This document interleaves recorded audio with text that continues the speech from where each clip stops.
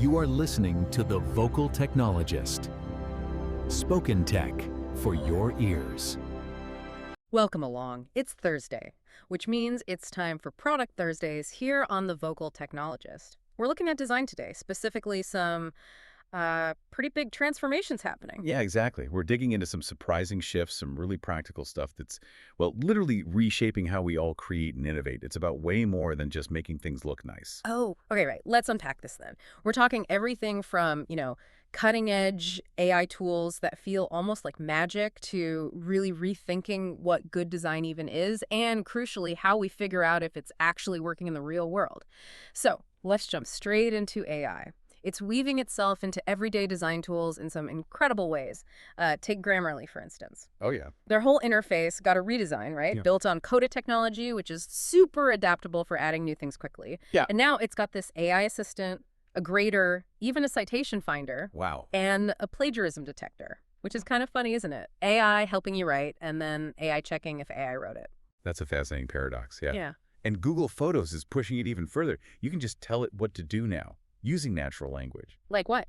Like literally saying, remove the cars from a photo or make the sky look better. Gemini AI just does it. No fiddling with tools. That's amazing. But here's the crucial bit: transparency. Google's adding C2PA Content Credentials. Think of it like a digital label showing if and how AI edited an image, starting with Pixel 10, so you know what you're looking at. That's important. And it's not just the giants, right? These powerful tools are popping up everywhere, like Higgsfield Draw to Video. Yeah. Turns a quick sketch into something cinematic. Instantly. Yeah, or that Nano Banana tool everyone was talking about. It supposedly blends real and AI images seamlessly, which is, well, something others really struggle with. It's like magic is just becoming a standard feature now. Which actually brings us nicely to a really key point. We need to rethink the whole design process. We hear good UX all the time, but honestly, that's not enough on its own anymore. Right. Teams can get tunnel vision, just focusing on making things smooth and clean, the usability part. But they miss the bigger picture. Okay, here's where I thought the analogy you found was great. Thinking good UX is enough is like saying a motorcycle only needs fuel. Exactly. But it needs air too, right? And compression and a spark. It won't run without all of them.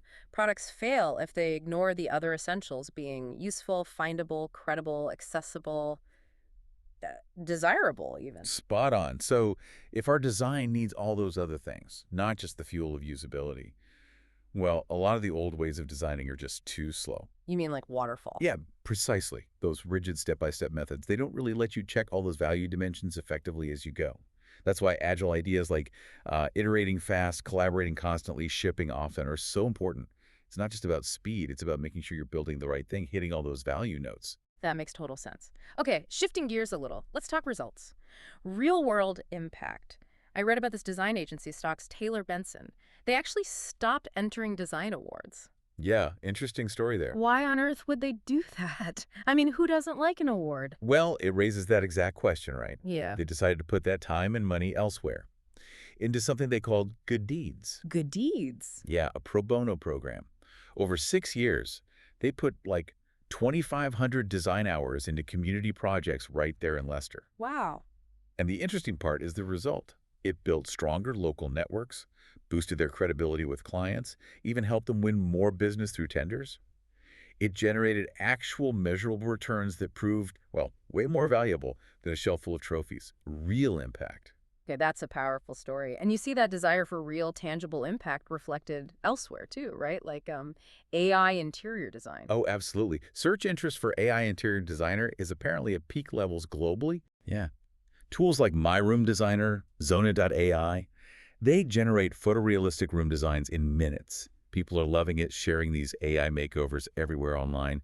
It's meeting a real need for affordable, custom design options. That viral spread shows its tangible impact. So it all comes back to that real needs, real impact. Exactly. Whether it's leveraging this cutting-edge AI or just fundamentally rethinking how we deliver value, design today isn't just about how things look. It's strategic, it's holistic, and it's got to connect with real-world needs. Absolutely. I think the clear message here is we need to be, well, nimble, think holistically, and stay focused on making stuff that genuinely matters. So maybe the question for you listening is, What new dimension, what different aspect will you challenge or explore in your next design project? Thanks for tuning in to The Vocal Technologist today. Spoken Tech for your ears.